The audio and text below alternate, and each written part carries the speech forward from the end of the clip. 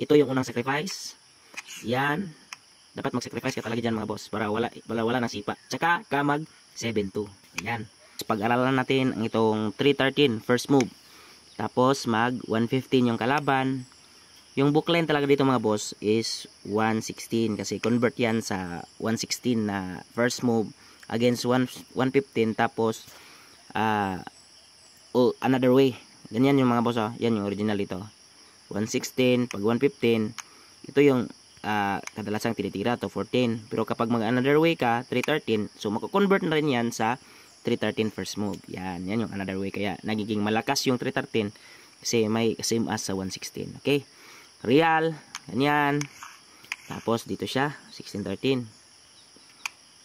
314 siya, ganyan. Dito siya.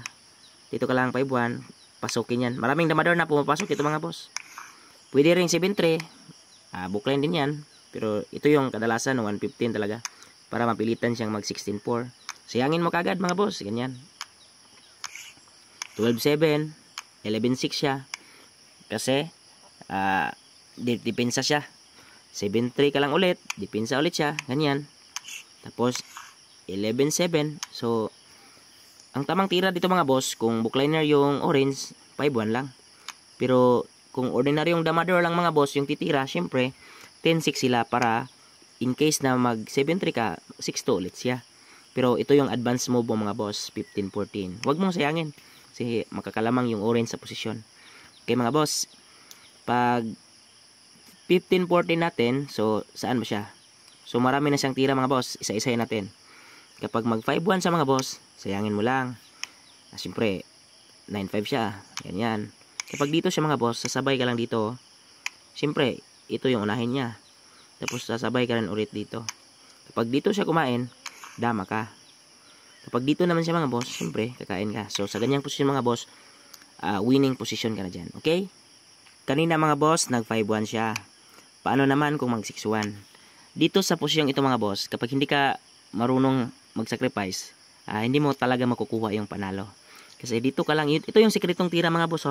Ito yung sacrifice move niya mga boss. 14-2. Ganyan. Sa ganitong posisyon mga boss, huwag kang sisingit agad sa 7-2 kasi may sabay siya dito mga boss. Ito yung tira niya.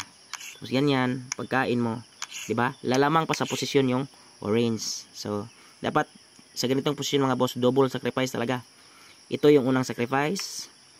Yan. Dapat mag-sacrifice ka talaga diyan mga boss para wala ng sipa. Tsaka ka mag 7-2. Ayan. So, kapag hinayaan lang niya mga boss, siyempre makakadama ka.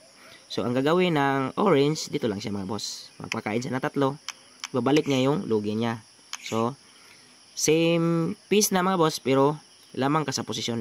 Ganyan lang mga boss. Ganyan. So, dito siya.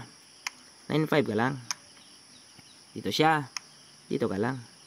So, saan ba siya mga boss? Kapag mag-sacrifice siya mga boss, ganyan. So, dito siya. Ganyan lang. So, talo pa rin. So, saan ba siya? Kung dito man siya mga boss, dito ka lang, 'di ba? So talo na talaga yung orange diyan mga boss.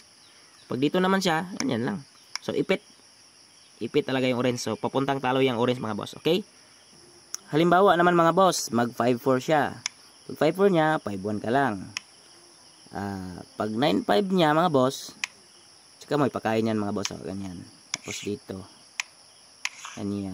Pagkain niya, dito ka lang.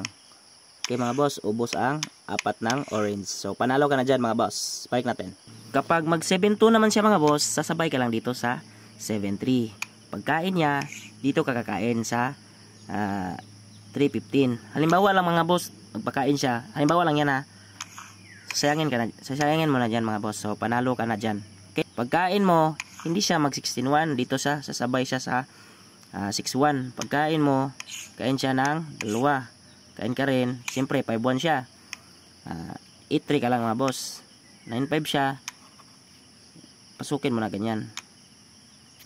So, 5-4 niya mga boss. Ganyan lang Kahit saan, 8-3 or 12-7. Bawa, 8-3. Yan ka na. So, winning talaga yung puti dyan mga boss. Okay? Kasi may padalawa na. Boss, paano naman kung mag 7-3? Ganyan. Pagkain. Kain 2. Boss, dito ka na mga boss, ganyan. Kain ka ng 2. Siyempre, dito siya mga boss. Dito ka lang. Ayan. Para pagpunta niya dyan mga boss, dito ka lang. Halimbawa, mag-E3 siya. Yan yung tricks mga boss kapag mag-E3. Pagkain ka lang dyan mga boss. Tapos dito. Kapag dito siya kumain, abante ka lang. Pagkain. So, talo na agad mga boss. Break natin. Kapag dama naman yung inunan niya mga boss, talo pa rin. Okay? Thank you and God bless. Sana may natutunan tayo mga boss.